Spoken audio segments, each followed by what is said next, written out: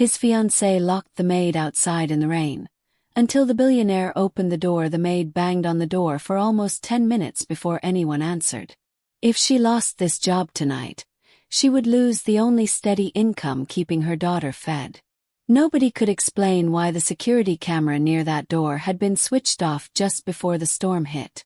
Inside, the fiancée sat by the fireplace, calm, sipping wine, as if she hadn't heard a single knock. What the billionaire saw when he finally opened that door would make him question everything he thought he knew about the woman he was about to marry. Welcome back to another story about truth, loyalty, and the price people pay for their lies. If you love stories full of quiet strength, hidden secrets, and endings that make you feel something real, you're exactly where you need to be. Where are you watching from tonight? Drop it in the comments, and if you haven't yet, go ahead and subscribe so you don't miss the next one. Rain hammered the tall windows of the Whitmore estate, streaking the glass in long silver lines. Inside, everything was warm and golden, the fireplace crackling, soft jazz playing from a hidden speaker, the smell of lemon polish still lingering from the afternoon cleaning. It was the kind of house that made people forget the world could ever be cruel. Daniel Whitmore stood in his study, reviewing quarterly reports for the tech company his father had built, and he had doubled in size. At 36, Daniel had the kind of quiet confidence that came from actually earning what he had, not just inheriting it. He wasn't flashy. He wore the same 3 suits on rotation and drove a car that was 10 years old, much to the annoyance of his fiancée Vanessa Cole. Vanessa was, by every visible measure, the perfect partner for a man like Daniel. Beautiful in a magazine cover way, sharp-tongued in social settings, always dressed like she was one photograph away from a magazine spread. She had grown up comfortable, not wealthy, and something about that gap had never quite closed inside her. She wanted more. She wanted permanence. She wanted the Whitmore name, the Whitmore accounts, and the Whitmore house. And she had no intention of sharing any of it, especially not with the woman who mopped its floors. Amara Johnson had been working for the Whitmore family for a year and 2 months. She kept count quietly, the way people do when a job means more than a paycheck. Amara was 27, sharp-eyed and endlessly patient, not because she lacked opinions, but because she had a 3-year-old daughter named Nia waiting for her every evening, and patience was what kept the lights on. Daniel treated her with the kind of respect that surprised her when she first started. He remembered her name from day one.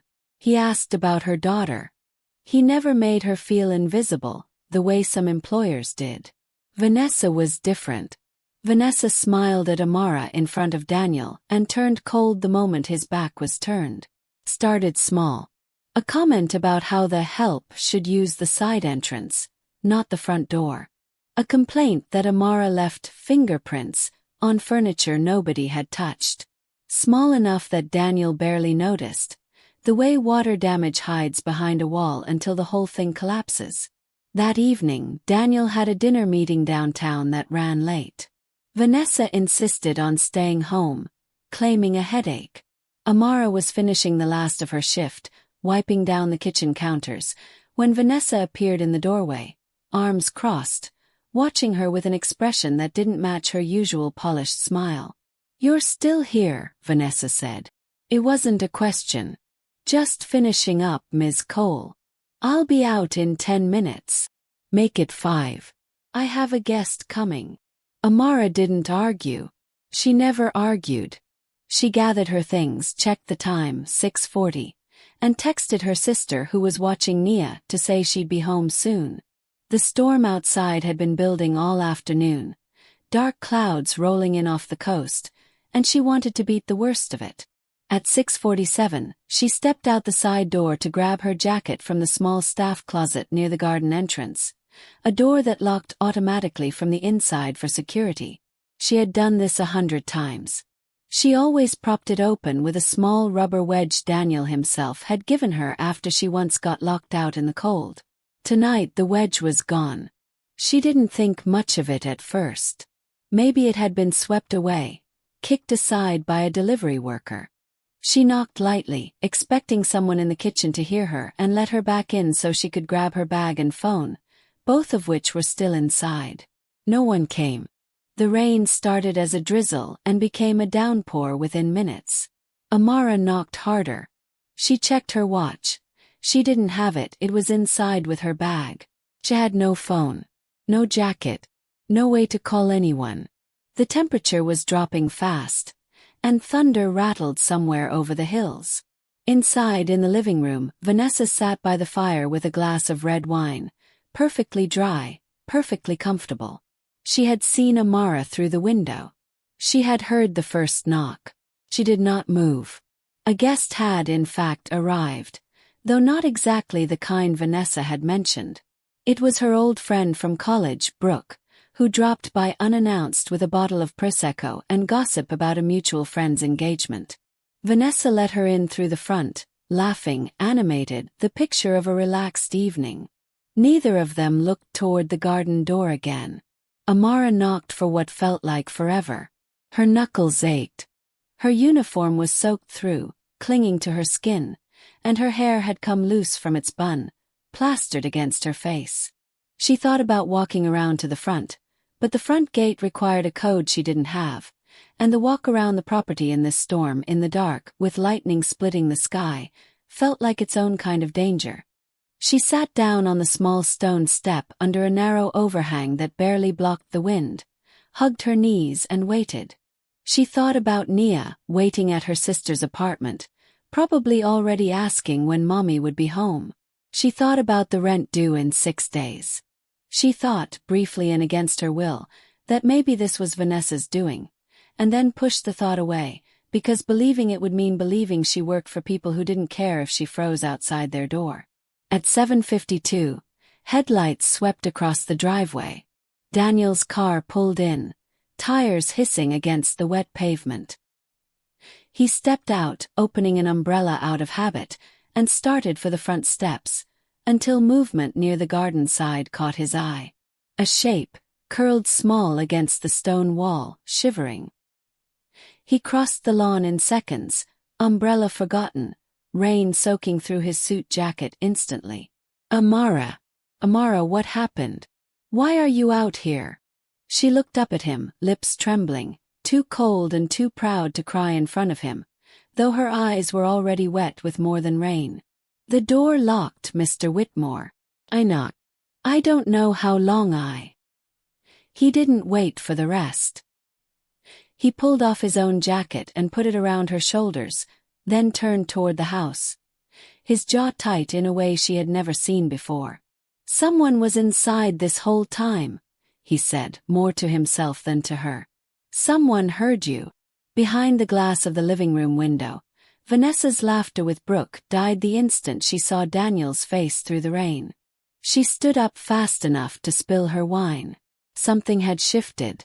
And Daniel Whitmore, for the first time since meeting Vanessa Cole, did not know exactly what to believe. Daniel got Amara inside through the front door himself, past a stunned Brooke and a suddenly very busy-looking Vanessa, who had grabbed a dish towel and started dabbing at the spilled wine like it was the most urgent task in the world. She was locked outside, Daniel said.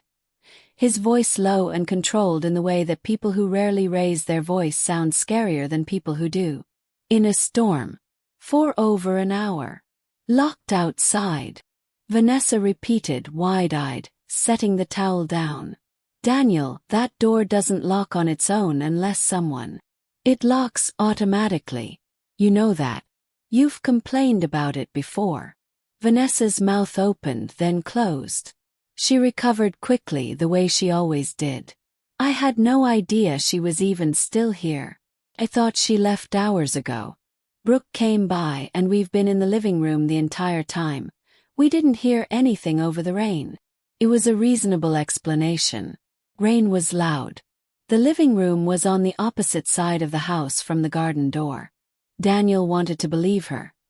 He had built a life around trusting the people close to him, and unwinding that trust felt like pulling out a support beam.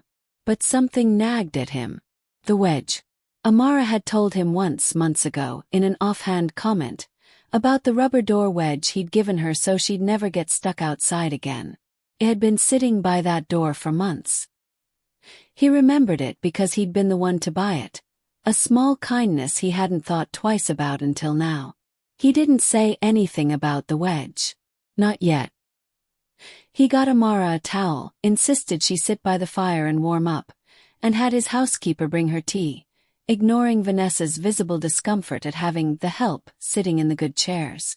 Amara, drenched and exhausted, tried to protest that she should just go home, but Daniel wouldn't hear it until she'd warmed up and the worst of the storm passed. "I'll have my driver take you home," he said. "Tonight, and every night this week the weather looks like this." "That's not necessary, Mr. Whitmore. It is tonight." Vanessa watched this exchange with a smile stitched carefully onto her face, the kind of smile that didn't reach anywhere near her eyes. Later that night, after Amara had gone and Brooke had left, Vanessa tried to smooth things over. She sat beside Daniel on the couch, resting her head on his shoulder, apologizing for such an unfortunate accident, promising to have the garden door's lock mechanism looked at first thing tomorrow. "I feel terrible," she said. "I really do. I'll call a contractor in the morning." Daniel nodded, distracted. He wanted to let it go. He almost did. But 2 days later something else didn't add up. Amara mentioned casually while dusting the bookshelves in the study that she'd noticed the small security camera near the garden door hadn't been blinking its usual light, the one that indicated it was recording, for the past week. She only mentioned it because Daniel happened to ask if she'd seen anything odd that night, hoping the footage might explain what really happened. Daniel checked the security system himself that evening. The camera covering the garden entrance had, indeed, been disabled. Not broken, not malfunctioning, but manually switched off through the home security app 3 days before the storm. The system logged every user who accessed it. There was only one other person besides Daniel with admin access to that app: Vanessa. He stared at the log entry for a long time, the pale blue light of his laptop screen the only light in the study. 3 days before the storm. Before Amara had even mentioned the wedge missing. It could have been an accident. A setting bumped, a glitch, an oversight during some other task. Or it could have been planned. He didn't confront her immediately. Daniel wasn't the type to explode over incomplete information. He built companies by verifying things twice before acting. Instead, he started paying closer attention to small comments, to the way Vanessa's expression shifted whenever Amara's name came up, to how often Vanessa found small, plausible reasons to be irritated by things Amara did. A vase moved an inch out of place. A missed spot while dusting. A wrinkle in a tablecloth. Each complaint reasonable on its own. Together, they painted a pattern Daniel hadn't let himself see before. Vanessa was building a case, brick by brick, against a woman who had never given her a single real reason to. Meanwhile, Amara said nothing to Daniel about her suspicions. She couldn't afford to.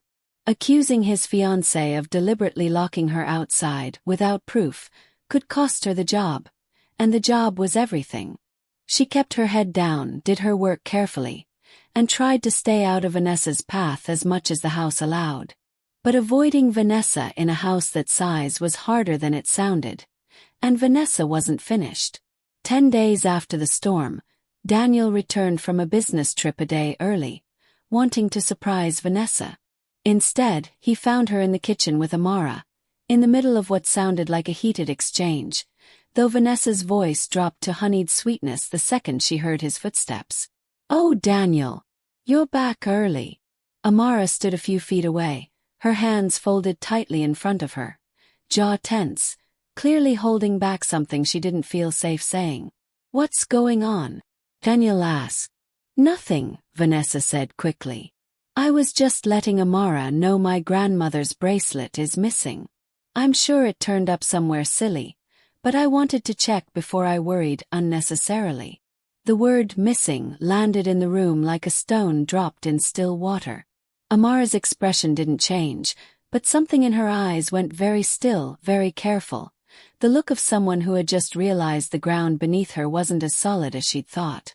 Daniel looked between the two women, the memory of the disabled camera and the missing rubber wedge sitting heavy at the back of his mind. Something was building. He just didn't yet know how far Vanessa was willing to take it. The missing bracelet changed everything. It was, according to Vanessa, an heirloom, a delicate gold piece with 3 small sapphires, passed down from her grandmother. She said she'd worn it the week before and placed it in her jewelry box, and now it simply wasn't there. She was calm about it, almost too calm, the kind of composed that felt rehearsed rather than genuine. Daniel wanted to handle it fairly. He asked the housekeeper, the part-time gardener, and Amara if any of them had seen it, phrasing the question carefully, without accusation. Everyone said no. Amara answered plainly, meeting his eyes without flinching, which struck him more than any dramatic denial could have. Vanessa, however, made sure the question lingered longer than it needed to. Over the next few days, she brought up the bracelet in small, pointed ways, mentioning it at dinner, sighing about it in front of guests, wondering aloud who had access to her room. She never said Amara's name directly. She didn't have to. The implication sat in the room like smoke. Amara felt the shift immediately. Co-workers who had been friendly grew distant, unsure what to believe. The housekeeper, an older woman named Dolores who had worked for the Whitmore family for over a decade, pulled Amara aside one afternoon in the laundry room. "Watch yourself with that one," Dolores said quietly, folding towels with practiced hands. "I've seen women like her before. They don't fight fair." "I didn't take anything," Amara said, more to reassure herself than Dolores. "I know that, baby. Question is whether he'll believe it when it counts." That night, alone in her small apartment after putting Nia to bed, Amara sat at her kitchen table staring at unpaid bills, replaying every interaction with Vanessa since the storm. She thought about quitting, walking away before things got worse, before her name got dragged through something she couldn't control. But quitting looked exactly like guilt to people who wanted to see it that way. And she needed this job. She needed the income, the stability, the promise of a good reference for the next one. She decided to stay and do the only thing she knew how to do. Her job, honestly, carefully, and without giving Vanessa a single real reason to point a finger. 3 days later, everything nearly fell apart. Daniel came home to find Vanessa standing in the foyer, holding up the bracelet, tears in her eyes, the picture of relief. "I found it," she said. "It was in my coat pocket the whole time. I must have grabbed it without realizing and forgotten. I feel awful. I know I made a bigger deal of it than I should have." Daniel exhaled, some of the tension in his shoulders easing. "It's fine. As long as it's found." But something about the moment felt off to him. Too neat, too convenient, arriving right when the whispers around the house had reached their peak. He didn't say anything. He simply filed it away with everything else. What he didn't know, what only Amara would discover weeks later, and only by accident, was that the bracelet had never actually been lost at all. It happened during a quiet Tuesday afternoon. Amara was organizing the linen closet near the master bedroom, a task Vanessa herself had specifically requested she handle, carefully, and only when I'm not home. Tucked behind a stack of towels wrapped in a handkerchief was a small velvet pouch. Amara almost didn't open it. It wasn't her place to go through things that weren't hers, but the pouch had fallen slightly open, and the glint of gold and blue sapphire was unmistakable. Her stomach dropped. The bracelet Vanessa claimed to have found in her coat pocket weeks ago was sitting hidden in a linen closet, wrapped and tucked away like something meant to be found later, or never found at all, depending on how things played out. Amara stood frozen for a long moment, pouch in hand, mind racing. If she brought this to Daniel, it would be her word against Vanessa's. A maid accusing her employer's fiancé of staging a theft, with no real proof of when the bracelet had been placed there or by whom. Vanessa could simply say she'd forgotten she had too, or claim Amara had planted it herself to create a story. But leaving it, saying nothing, Felt like accepting a trap she hadn't built. She made a decision that surprised even herself. She didn't touch the bracelet. She left it exactly where it was, took a photo of it on her personal phone. The pouch, the towels around it, the shelf it sat on, everything positioned exactly as she'd found it, and closed the closet quietly. Then she waited. She didn't know yet what she was waiting for.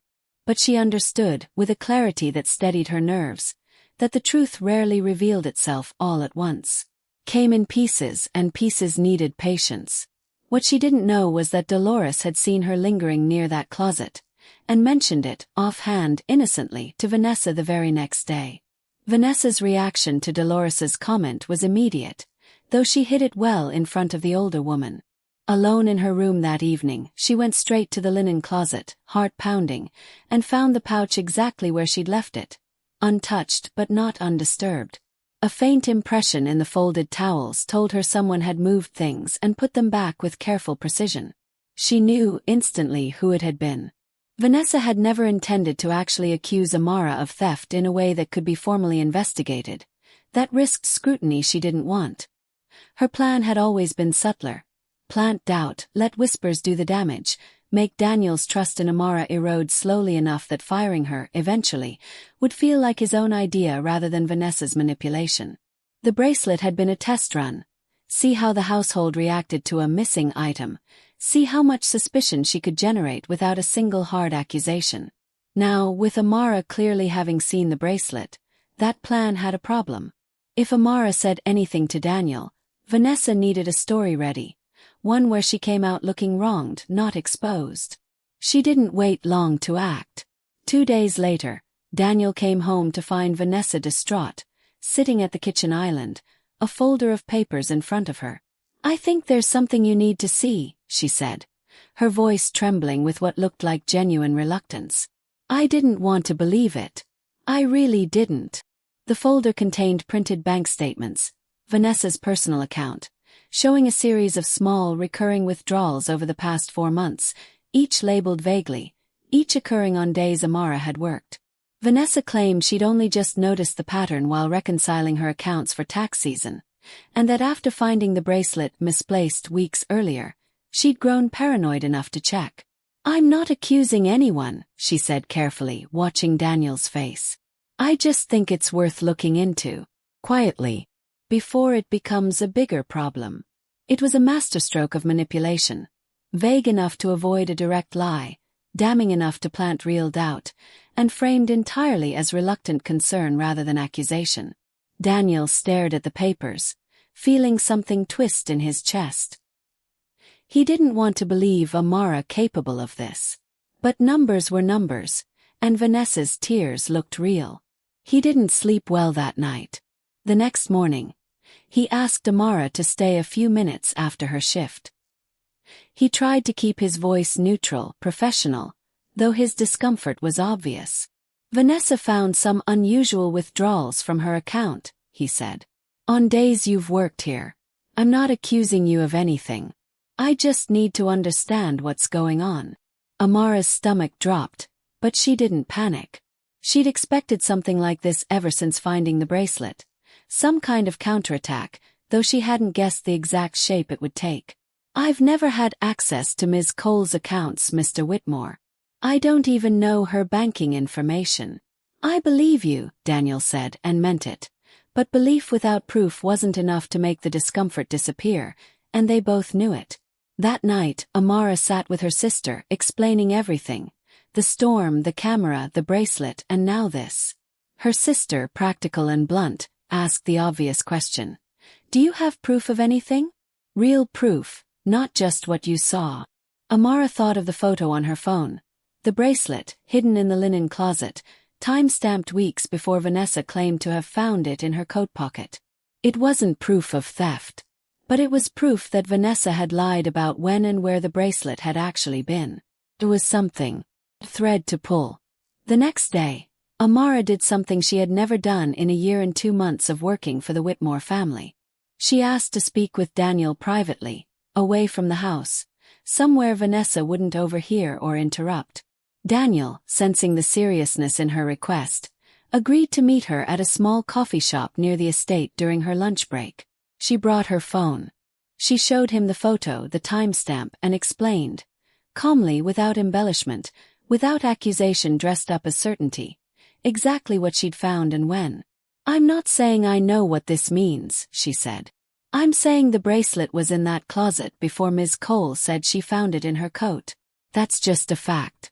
What you do with it is up to you." Daniel stared at the photo for a long time, the coffee shop noise fading into the background. The timestamp was undeniable. The location was undeniable. And it directly contradicted the story Vanessa had told him with tears in her eyes weeks earlier. Something cold settled over him.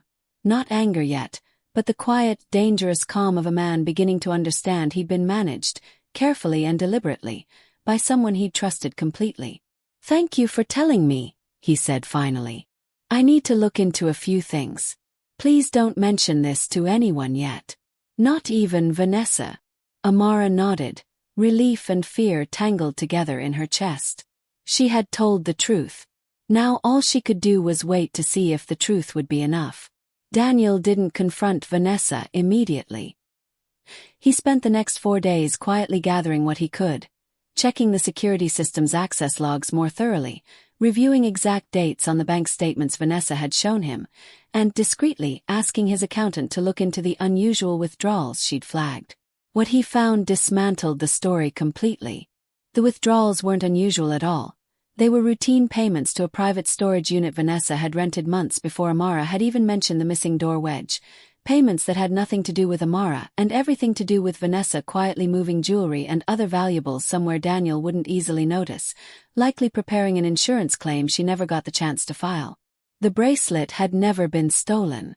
It had been staged, placed in the closet deliberately, meant to be discovered by Amara and used later as leverage, only for Vanessa to retrieve it herself once Dolores mentioned Amara had seen it. The picture, once assembled, was damning. The disabled camera 3 days before the storm. The missing door wedge. The staged bracelet.